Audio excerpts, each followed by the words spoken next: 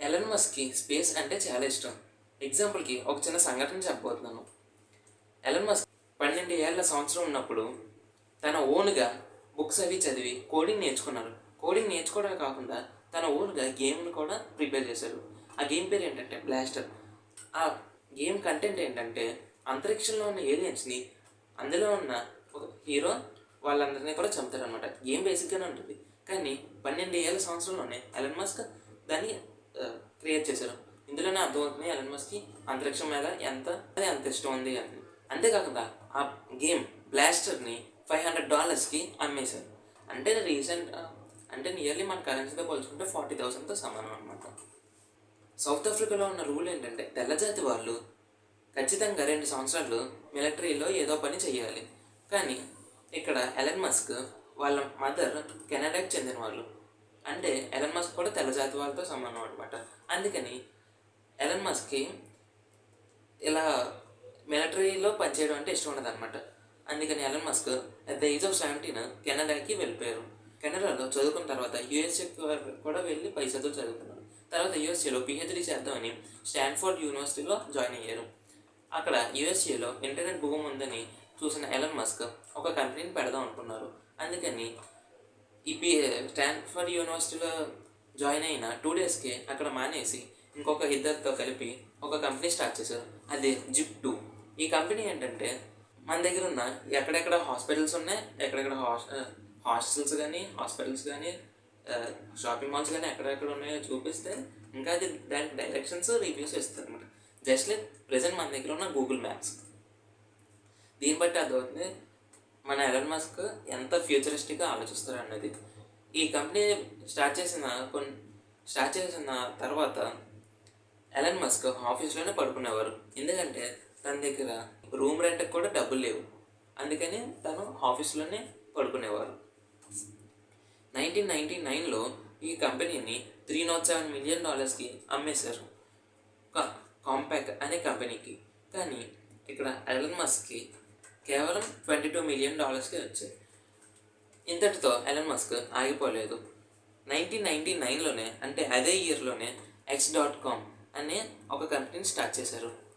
Content ఏంటంటే మనం through internet ద్వారానే మన బ్యాంక్ బ్యాలెన్స్ చెక్ చేసుకోవచ్చు, ఒక బ్యాంక్ నుంచి ఇంకో బ్యాంక్కి డైరెక్ట్గా మనీ ట్రాన్స్ఫర్ చేయొచ్చు, ఫిక్స్డ్ డిపాజిట్ చేయొచ్చు.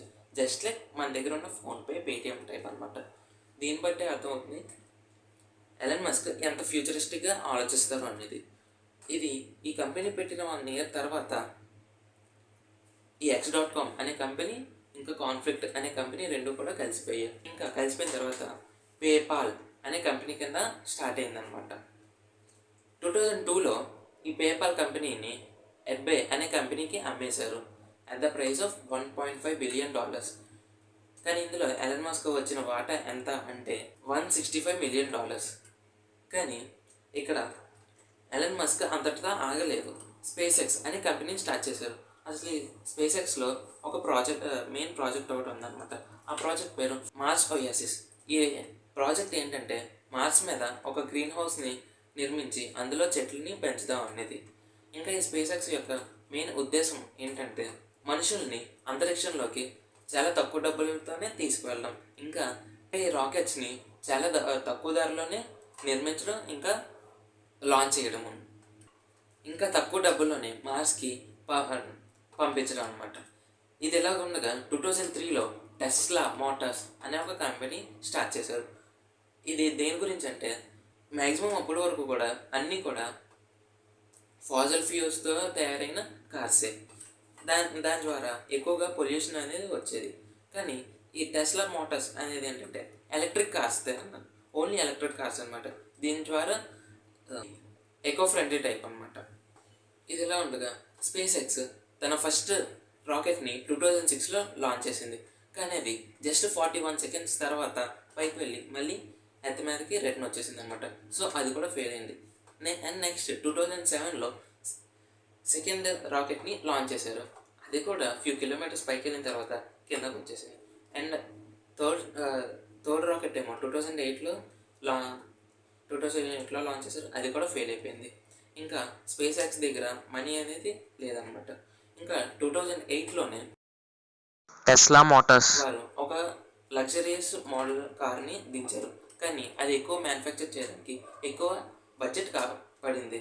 కానీ ఆ 2008 ఎకనామిక్ క్రైసిస్ వల్ల చాలామంది ఇన్వెస్టర్స్ ముందుకు రాలేదు. అండ్ అదే ఇయర్లో తన వైఫ్తో డైవోర్స్ కూడా ఉందన్నమాట. అందుకని ఎలన్ మస్క్ చాలాసార్లు చెప్పారు 2008 అనేది తన వరస్ట్ ఇయర్ అని. ఇంకా స్పేస్ ఎక్స్కి కేవలం ఒక రాకెట్ లాంచ్ చేయడానికి డబ్బులు మిగిలాయి. సో 2008లో లాస్ట్ అంటే మిగిలిపోయిన ఉన్న మనీతో లాంచ్ చేస్తారు. అదృష్టశాత్తు అలా ఆ రాకెట్ అనేది సక్సెస్ఫుల్లీ లాంచ్ అయిందనమాట. ఎలన్ మస్క్ ఇంతటితో డబ్బులు అయిపోయి అనుకునేటప్పటికి నాసా నుంచి ఫోన్ కాల్ వచ్చింది. అదేంటంటే $1.6 బిలియన్. దీంతో ఎలన్ మస్క్ గారు చాలా సంతోషించారు. ఇది ఎలా ఉండగా టెస్లాని కూడా స్టాక్ మార్కెట్లో పెట్టడం ద్వారా ఐపీఓ నుంచి ఎక్కువ మనీ వచ్చింది. సో టెస్లా నుంచి కూడా మంచిగా లాభాలు వచ్చాయి అన్నమాట. అండ్ 2012లో టెస్లా యొక్క మోడల్ని ఇంకో మోడల్ని దించారు. అదేంటంటే లగ్జరియస్ మోడల్ అనమాట. ప్రజెంట్ మన కరెన్సీతో పోల్చుకుంటే నియర్లీ ఒక 50 to 80 lakhs ఉంటుంది ఆ కారు.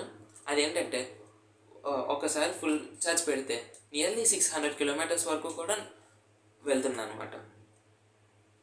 అండ్ తర్వాత 2016లో ఇంకొక మోడల్ 3ని దించారనమాట. అదేంటంటే when compare to the last model అది తక్కువ ప్రైస్లోనే వస్తుంది. నియర్లీ మన ప్రైస్లో చూసుకుంటే 20 to 25 lakhs మధ్యలో ఉంటుందన్నమాట. ఇది కూడా ఫెసిలిటీస్ అది బాగానే ఉంటుంది. అండ్ అదే ఇయర్లో 2016లోనే సోలార్ సిటీ ఇంకా న్యూరాలింక్ ఈ 2 కంపెనీస్ కూడా స్టార్ట్ చేశారనమాట. ఈ సోలార్ సిటీ యొక్క మెయిన్ ఉద్దేశం ఏంటంటే ప్రజెంట్ మనం అందరం కూడా కోల్ ఎనర్జీ నుంచి వచ్చిన కరెంట్ని వాడుతున్నాం. కానీ దాని ద్వారా ఎక్కువగా పొల్యూషన్ అనేది జరుగుతుంది. ఈ సోలార్ సిటీ ఏంటంటే మన ఇంటి మీద సోలార్ ప్యానల్స్ అనేది వేస్తారనమాట. సో మన ఇంటి మీద నుంచే ఎకో ఫ్రెండ్లీతో మనకి కరెంట్ వస్తుంది. ఇందులో కొన్నాళ్ళ తర్వాత ఒక ఫ్యూచర్ని యాడ్ చేశారు. అదేంటంటే వాళ్ళే మన ఇంటి మీదకి మొత్తం సోలార్ ప్యానల్స్ అన్నీ కూడా ఇనిషియలైజేషన్ మొత్తం వాళ్ళే పెట్టుకుంటారు. మనం ₹1 కూడా పెట్టక్కర్లేదు అనమాట. కానీ వాటి నుంచి పవర్ వస్తుంది కదా, ఆ పవర్ని మనం కొనుక్కోవాలి. ఇది చాలామంది కూడా నచ్చింది. ఎందుకంటే గవర్నమెంట్ పెట్టిన మనీతో పోల్చుకుంటే ఈ మనీ చాలా తక్కువ ఉండడంతో చాలామంది ఈ సోలార్ సిటీని ఎంచుకున్నారు. అండ్ న్యూరోలింక్ ఇదేంటంటే చాలామందికి brain diseases just like paralysis అది వచ్చేస్తుంది కదా, వాళ్ళు చేతుల్ని కాల్ని వాడలేరు. ఈ న్యూరోలింక్తో బ్రెయిన్లో కొన్ని చిప్స్ పెట్టి పనిచేయలేని ఆ చేతుల్ని కాల్ని కూడా పనిచేసేలా చేస్తుంది అనమాట.